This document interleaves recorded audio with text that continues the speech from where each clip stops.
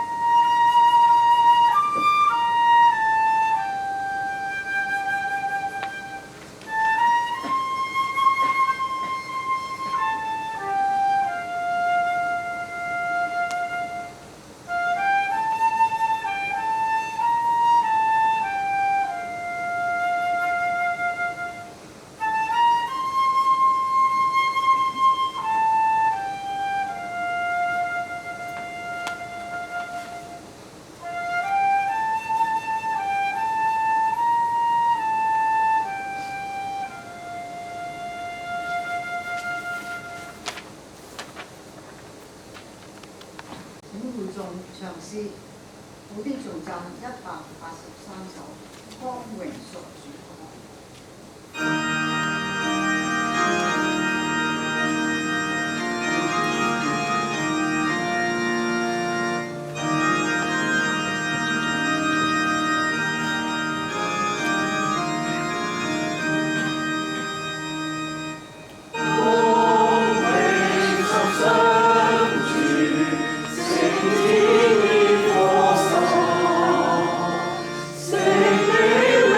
So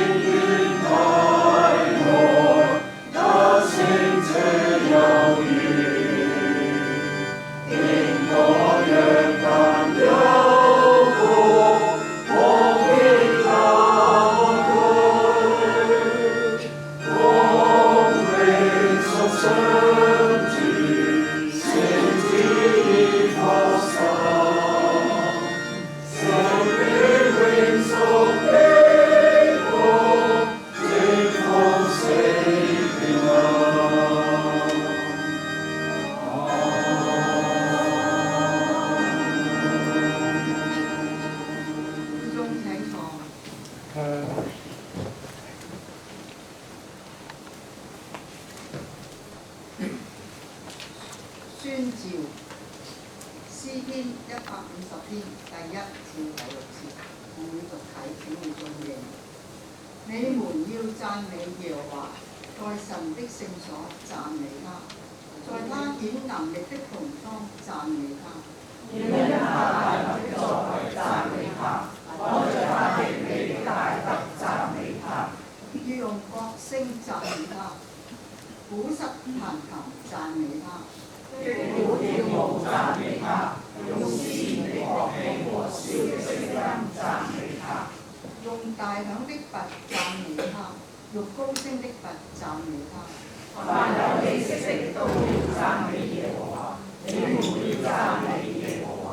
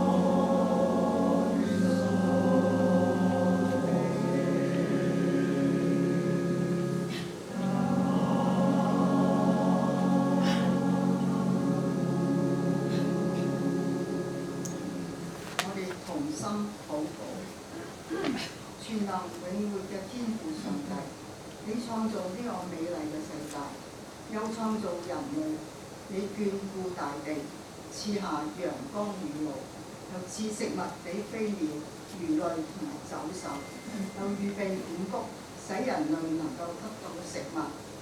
四時有序，嚴冬已過，春天萬物滋長，夏天嘅部分又嚟到啦。呢一切都象徵着你嘅施恩無盡，你嘅智慧無法猜度。我哋讚美你，頌揚你。基督已經從死人中復活升天，坐在全能父上帝嘅右邊。因着耶穌基督嘅降世，佢肩負世人嘅罪孽，使人與神和好。只要相信、接受基督並遵行基督嘅教訓，就有神兒女尊貴嘅身份，得着永生嘅盼望。我哋感謝你。俄烏戰爭已經踏入第5年，求主憐憫烏克蘭嘅百姓同埋士兵，醫治戰爭帶來嘅創傷。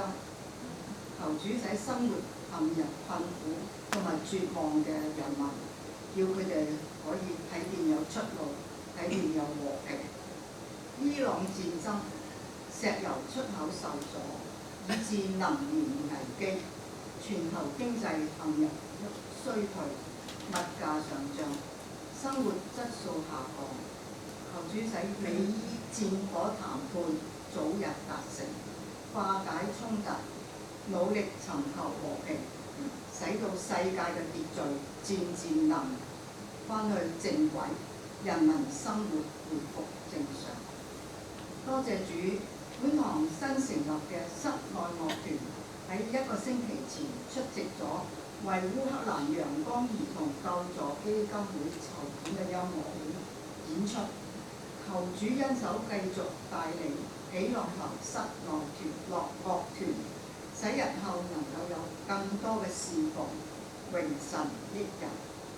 多謝林牧師今日嘅宣導，我哋更加明白聖經嘅教導，努力與主同行，靠着基督結好果子，使主嘅名得榮耀。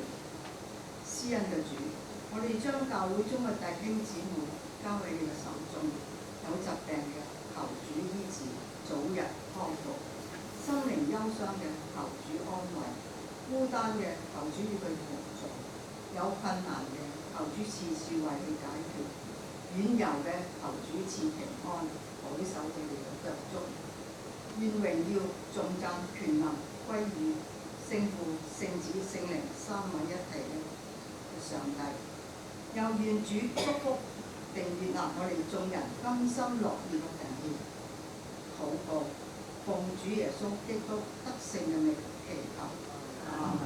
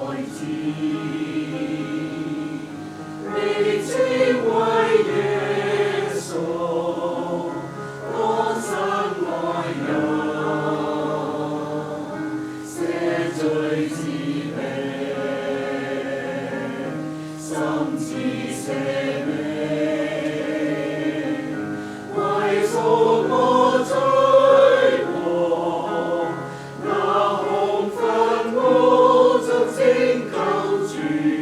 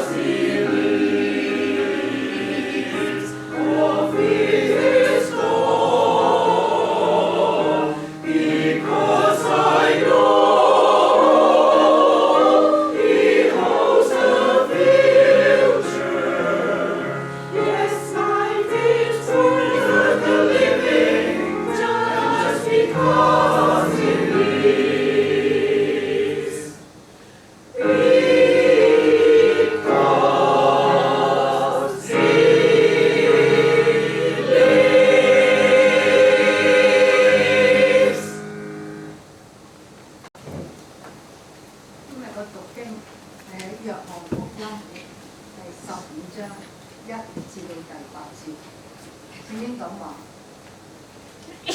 我是真葡萄樹，我父是栽培的人。凡屬我不結果子的枝子，他就剪去；凡結果子的，他就修理乾淨，使枝子結果子更多。現在你們因我講給你們的道已經乾淨了，你們要常在我裡面，我也常在你們裡面。枝子若不常在葡萄樹上，自己就不能結果子。你們若不常在我裡面，也是這樣。我是葡萄樹，你們是枝子，常在我裡面的，我也常在他裡面。這人就多結果子，因為離了我，你們就不能做什麼。人若不常在我裡面，就像枝子丟在外面枯乾，人拾起來扔在火裡燒了。你們若常在我裡面，我的話也常在你們裡面。凡你們所願意的祈求，就給你們成就。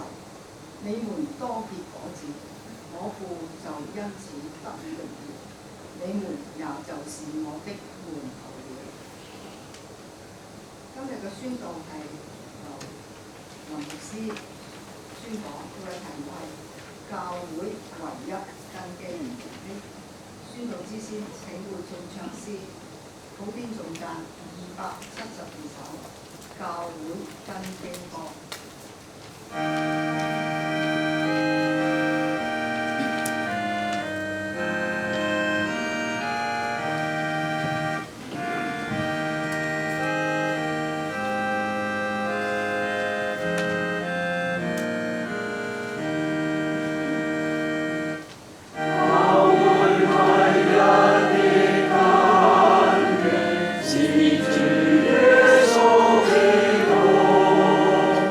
是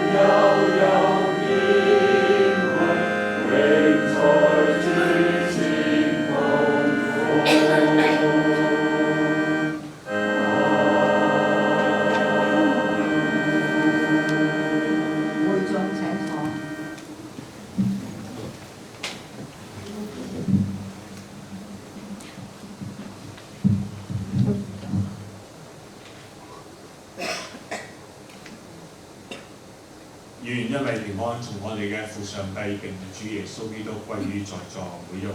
阿們。我哋一齊嘅禱告。上帝啊，你嘅聖子耶穌係你子民嘅好牧人，求你使我哋在世聽見佢嘅聲音嘅時候，能認出佢係呼喚我哋每個人名字嘅主，遵從佢嘅領導。聖子和聖父、聖靈唯一上帝，一同永生，一同掌權，永世無盡。阿們。約翰福音第13章至到第17章呢，係講到耶穌被釘十字架之前同門徒之間嘅一個係對話同埋記錄。其中咧包括咗耶穌咧係為門徒洗腳，又向佢哋解釋點解要洗腳嘅意義，象徵佢對門徒嘅愛。耶穌亦都跟住咧係講咗一個比喻，就係葡萄樹與枝子嘅比喻。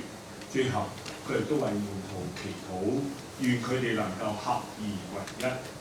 主耶穌亦都話：我要喺你哋嘅生命裏面有份。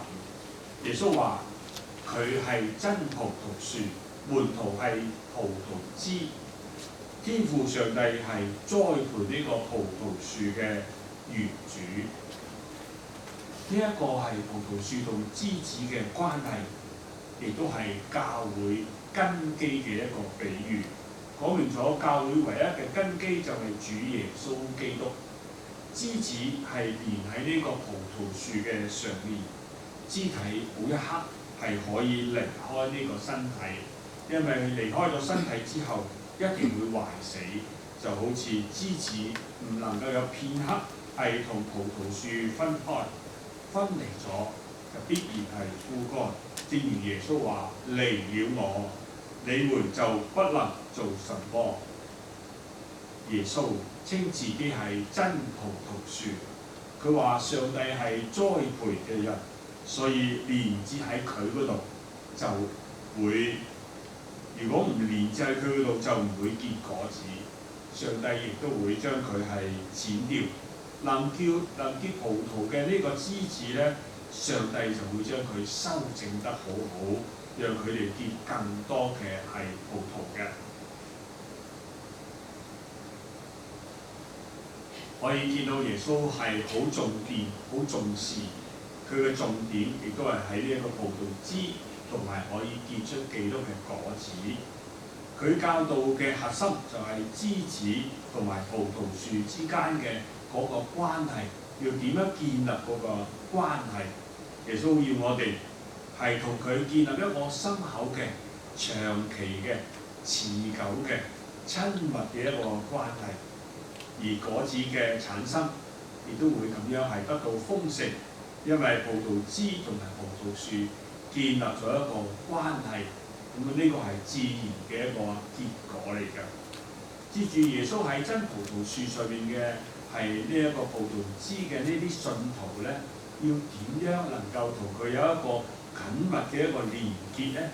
喺生命裏面能夠自然嘅有一種三種嘅果子咧。第一就係佢自己本身嘅改變。如果你同耶穌有一個緊密嘅一個嘅連結，可以有一個清潔嘅心、正直嘅靈，就可以從嗰度不斷嘅去支取獲得個生命嘅能力，再靠住葡萄園主嘅修整，清除咗裏面各種嘅雜質，你嘅言行就會煥然一新，你嘅人生就大大嘅改變。會結出聖靈嘅果子，大家都知道係包括咗9種嘅果子，再將佢念一念，等大家咧係能夠溫習一下，包括咗仁愛、喜樂、和平、忍耐、恩慈、良善、信實、溫柔。哦，係啦，你哋有節制啦。呢一啲嘅果子咧，係聖靈喺人嘅生命當中做咗9種唔同嘅表現，佢哋係好似一串葡萄籽咁樣，係共享咗一個生命嘅泉源，就係葡萄樹啦。有咗呢啲果子，你嘅言行咧當然係煥然一新，你嘅人生亦都大大嘅係改變。我係可以知道喺好多嘅弟兄姊妹裏面，未必個個都係一樣有呢一種嘅經歷，可以睇到呢一啲美好嘅見證，能夠帶領第二個人歸向耶穌基督。但係亦都有啲人有，佢哋能夠用更多嘅枝子連接到去呢一棵樹嘅上邊，係令到上帝嘅葡萄園更加嘅興旺，更加嘅茂盛。葡萄樹、葡萄嘅呢個葡萄嘅果子更加嘅咧係豐盛嘅。上帝喺呢個時候栽種我哋，亦都係要我哋，叫我哋能夠盡心嘅興旺佢嘅國度，盡意傳揚佢嘅福音，盡力榮耀佢嘅聖名。第二方面就係果子更加嘅係豐盛，更加豐碩嘅一個果子。自己本身改變咗，當然自然就產生咗一種嘅果子。呢個就係將耶穌嘅愛、耶穌嘅生命、耶穌嘅聖潔伸延到去呢一個世界上面去，讓更多嘅枝子能夠連接到去耶穌嘅裏邊，耶穌嘅啲裏邊呢一棵真葡萄樹上面。頭先我哋講咗，令到佢嘅果子更加嘅豐盛。咁呢一個咧就要靠住我哋裏邊嘅聖靈，藉住自己嘅思想同埋言行，係將耶穌嘅愛、耶穌嘅生命、耶穌嘅聖潔，再一次嘅延伸到去呢一個嘅世界，讓更多嘅枝子都可以連接。耶穌在世嘅時候咧，亦都完成佢嘅工作嘅時候，佢都託付佢嘅門徒，佢話：你哋要去使萬民作我啲門徒，奉父子聖靈的名，給他們施洗，凡我所吩咐你們的，你們都要教導佢哋。喺《使徒行傳》裏邊咧，就記載咗一件咁樣嘅事，就係有一個朋友咧，佢個名叫做腓利，係初期教會嘅七個執事當中之一，人咧稱佢做咧傳福音嘅腓利。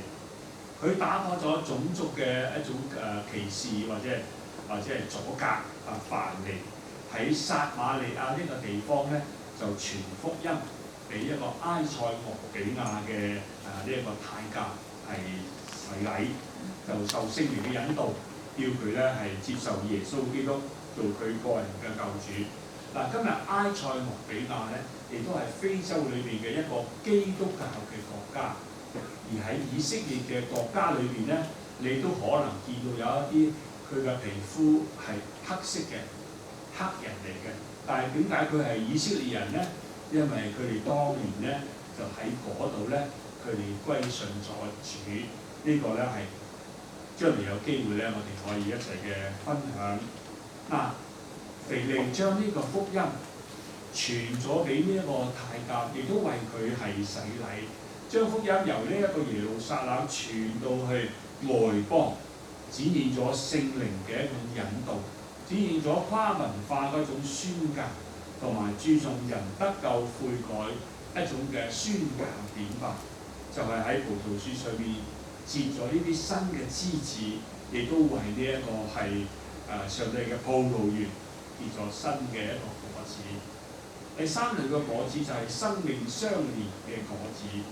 係即將受死嘅呢一個嘅係耶穌基督，佢亦都知道要同門徒分離之際咧，主耶穌就指出佢同門徒之間咧就係葡萄樹同枝子有生命相連嘅機構呢一個嘅關係。生命相連嘅果子咧，通常係指基督教嘅信仰當中，信徒因同耶穌基督呢一棵真葡萄樹有一種連結，聖靈咧就喺人嘅生命當中，自然嗰種流露出內在嘅嗰種係美善特質同埋行為。呢個唔單止係外在嘅行為嘅一種表現，更加係內在生命更新嘅一種結果。正如葡萄樹呢個枝子咧，連喺呢個樹幹上面咧，自然係結出果子一樣。喺呢個時候，耶穌知道即將離開門徒，以後佢唔再能夠咧係同門徒喺呢個世界上面相處，喺呢個世界上面相見。於是佢藉住葡萄樹同枝子嘅呢個比喻，講出呢種嘅關係，嚟表明從今以後佢同所有嘅門徒，包括咗今日我哋之間係點樣嘅關係，就好似葡萄樹為葡萄枝係只提供咗生命、能量同埋營養。耶穌係古往今嚟所有門徒嘅生命、能力、力量同埋智慧，甚至勇敢佢個嘅呢個根基嘅來源。所以今日嚟到教會裏邊，亦都係喺呢一個嘅葡萄樹上面，我哋呢個枝子要連結佢。跟住耶穌又話：你們若常在我裏邊，我的話也常在你們裏邊。凡你們所要的，祈求就給你們成全。就唔知大家咧啱啱讀嗰段聖經嘅時候咧，有冇數一數頭先嗰段聖經咧有幾多個常在？嗱，希臘文喺呢一段嘅經文裏邊咧，有大概係10個嘅常在。有啲中文聖經咧譯咗只係得9個。嗱，希臘文嘅意思常在咧，就係話要停留喺某一個地方係持久嘅。嗱，呢個常字咧係表示咗一種係唔中斷、永恆嘅連結嘅狀態，係基督徒靈命豐盛嘅一個嘅關係嘅一個關鍵。約翰福音第15章第4節啦，我再讀一次就係話：你們要住在我裏邊，我也要住在你們裏邊。枝子若不留在葡萄樹上，自己就不能結果子。你們若不住在我裏邊，就是這樣。但耶穌表達咗佢即將離開呢一班嘅門徒，但係其實係換咗另外一種嘅方式，要住喺門徒嘅生命裏邊。門徒並不孤單，呢、這個就係耶穌對跟隨嘅門徒所講嘅話，係同樣亦都今日對我哋每一個人講嘅説話。葡萄園嘅葡萄樹嘅比喻，表明咗耶穌同門徒之間嘅屬靈生命嘅關係。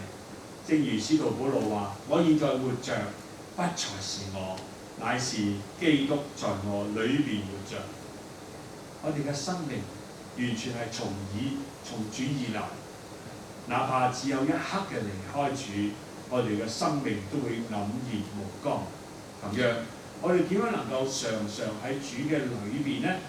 就係、常常保持同佢接觸咯，同佢互相連結咯。唔止認識佢，亦都要佢認識我哋。根據聖經嘅教導咧，我哋可以透過下面嘅幾種方式嚟常在耶穌裏邊。第一就係、領受主嘅話語，呢個時時大家有提㗎啦。耶穌你曾經講過：你們若常在我裏邊，我的話也常在你們裏邊。呢個就意味住係要研讀聖經，並且讓神嘅教導指引我哋嘅日常生活。第二，恆切禱告同埋相交。但透過禱告咧，同神有一個嘅連結，向佢咧係傾心吐意，並且喺靈裏邊與佢交談，讓主嘅話存在喺我哋嘅心裏邊，亦都藉住天天藉住禱告同佢交通。第三就係、遵守佢嘅命令。領受而活喺神嘅愛當中，享受靈裏邊嘅嗰個豐盛，特別係耶穌所頒布嘅彼此相愛嘅一種生命力，就住咗喺愛嘅裏邊，就住咗喺神嘅裏邊。第四點，聖靈嘅引導。主耶穌應許聖靈永遠係同門徒同在。呢一位真理嘅聖靈，亦都要引導我哋進入一切嘅真理。佢要將所聽見嘅都講出嚟，要喺一切嘅事情上面去教導門徒，亦都教導我哋，叫我哋能夠時常咧諗起耶穌嘅教導同埋話語，叫我哋嘅生命同主之間能夠保持一個密切嘅關係。呢、個就係住在主嘅裏面嘅生命。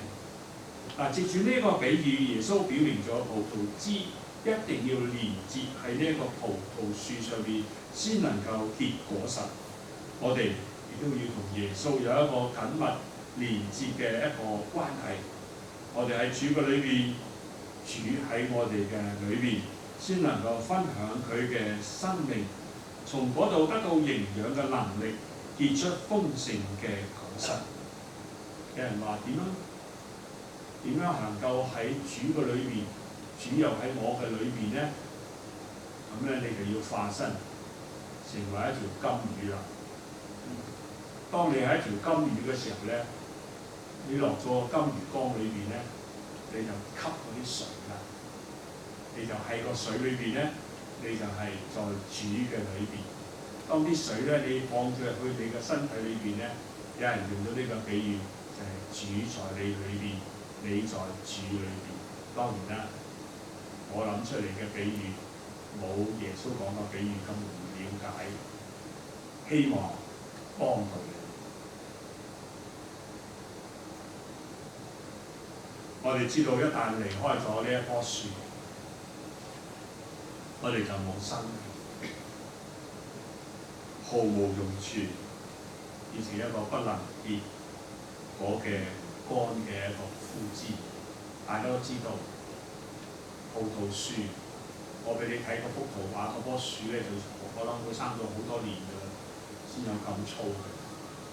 如果你去到咧嗱一家科on the lake咧，見到佢嗰啲咧最多係咁粗度嘅啫，拖上去。但係頭先咧你睇圖畫嗰幅咧，嗰幅好耐㗎啦。如果唔係咧，平時咧就將嗰啲咩軟賴賴冇咩力嘅。如果係真係冇果樹嘅咧，佢係要將佢點啊斬咗落嚟。唯一嘅方法就係我哋做咩咧？燒掉咧，燒咗佢，放喺火裏邊去燒咗裏邊，翻去一間真正豐富聖工嘅教會咧，並唔係話要擁有好多最美麗嘅事工活動嘅教會，而係應該有一班係社群式嘅教會。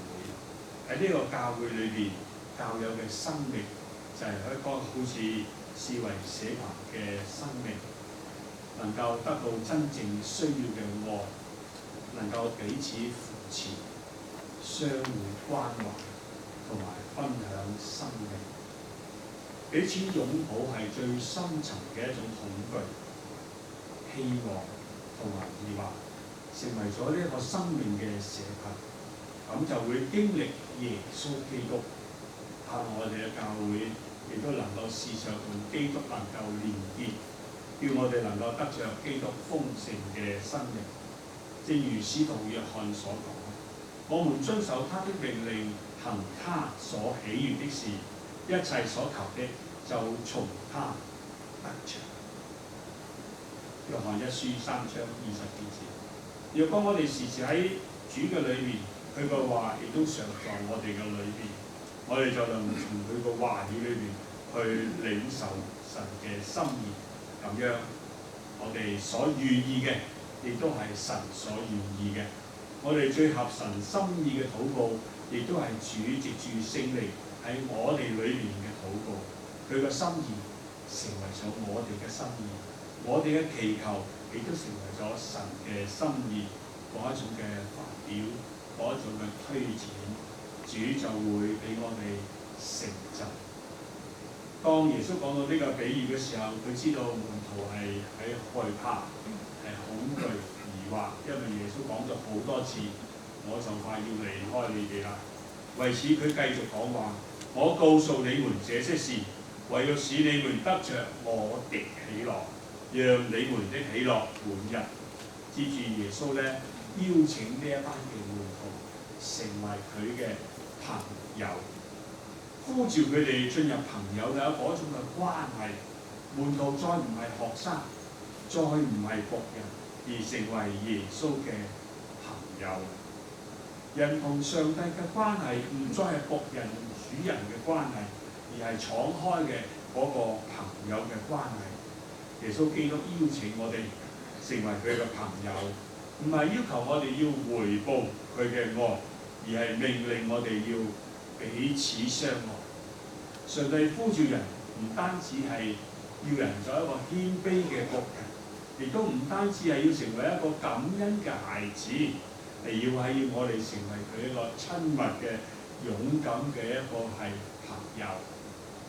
因此，我哋要以捨己嘅愛嚟愛我哋嘅弟兄姊妹。雖然唔係每個信徒都有呢一種能夠為弟兄姊妹捨己嘅嗰種嘅經歷，但係總會揾到係有需要嘅弟兄姊妹，需要幫助嘅弟兄姊妹，能夠以捨己嘅愛心去相待，去獻出財物，獻出你嘅體力，獻出你嘅時間。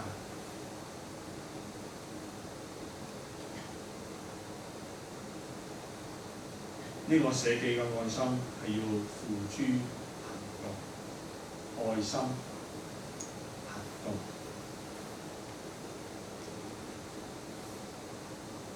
我哋時時都會講教會係基督嘅身體，我哋係教會身體嘅肢體，而葡萄樹係葡萄枝嘅根基。咁我哋唯一嘅根基就係耶穌基督。就係呢個真葡萄樹，咁所有我哋呢啲枝子咧，連接咗喺耶穌嘅呢一個葡萄樹上面，都能夠喺埋一齊，有一個身體嘅裏面。正如耶穌話：離了我，你們就不能做什麼。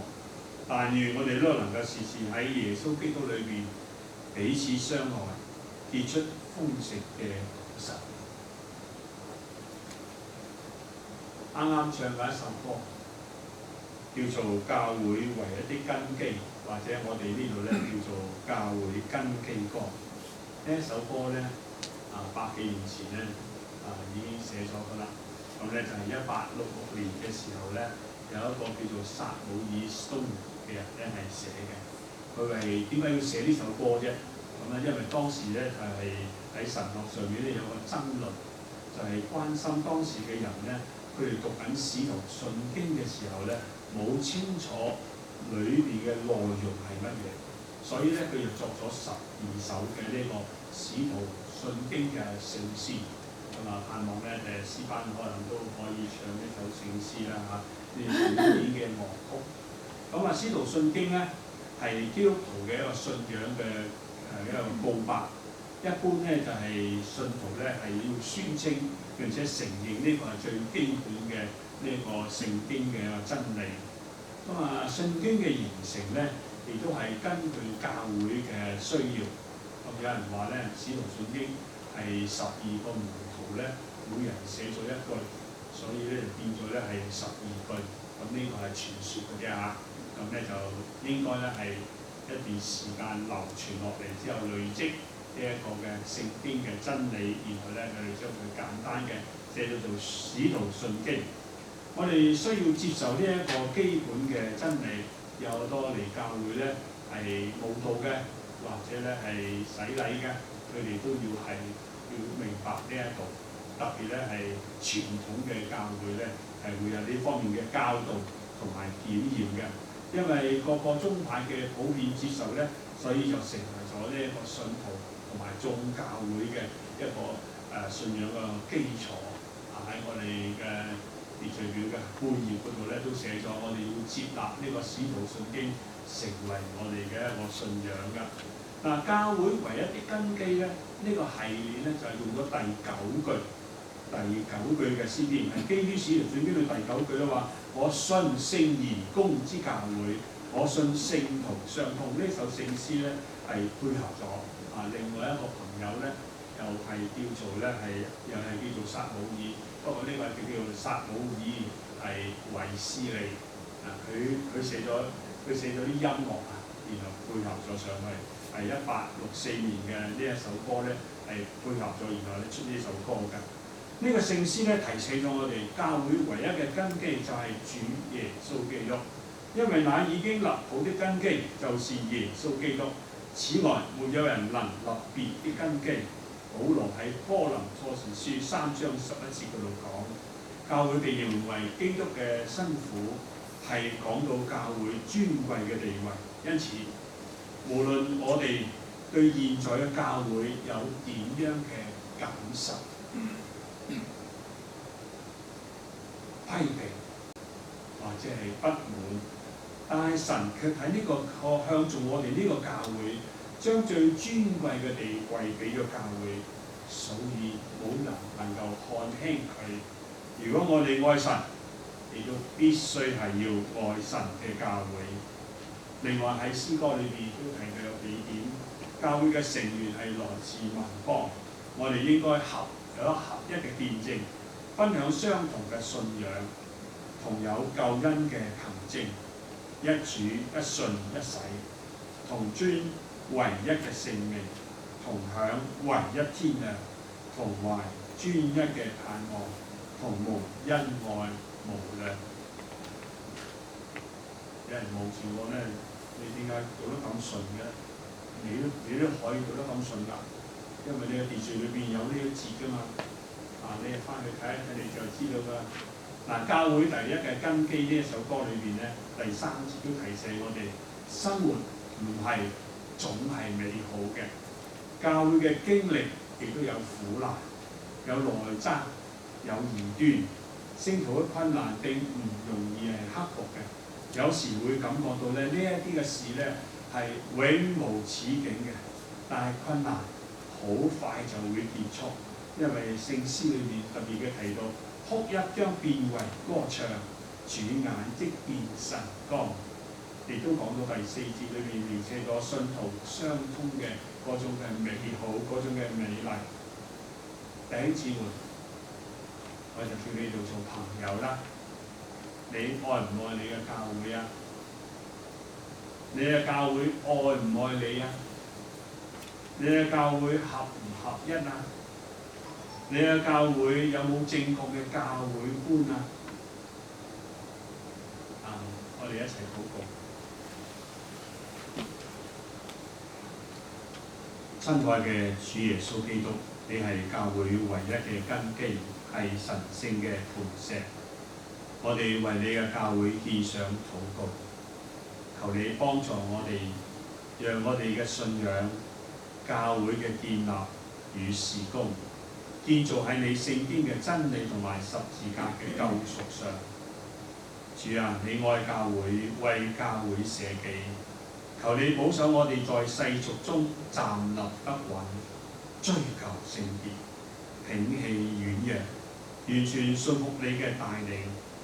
求你賜下更新嘅力量，讓我哋喺變動嘅世界中堅守不變嘅真理，吸引萬民歸順你，認你為世界唯一嘅救主，合一地向世界見證你。我哋如此禱告，奉靠主耶穌基督嘅聖名，阿們。會眾請起立。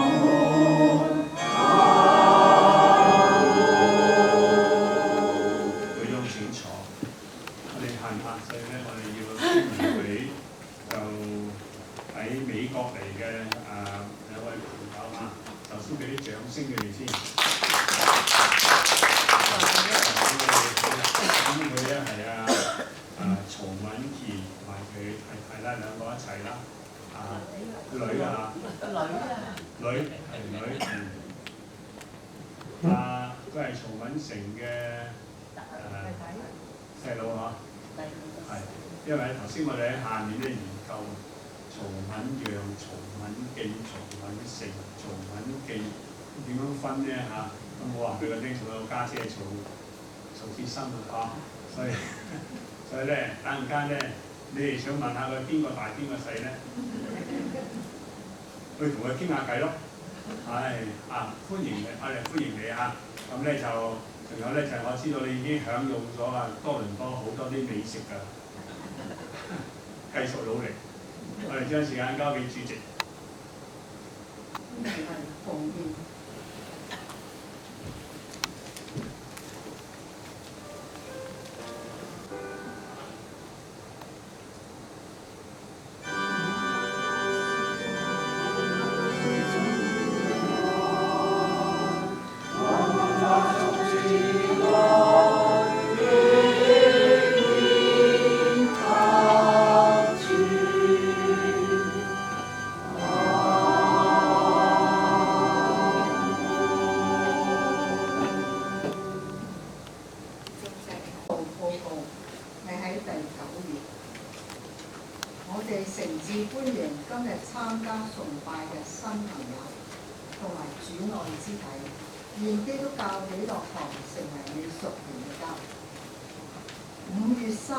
至到6月28日嘅崇拜事奉表已經登咗喺第9頁，請有關兄子到時出席。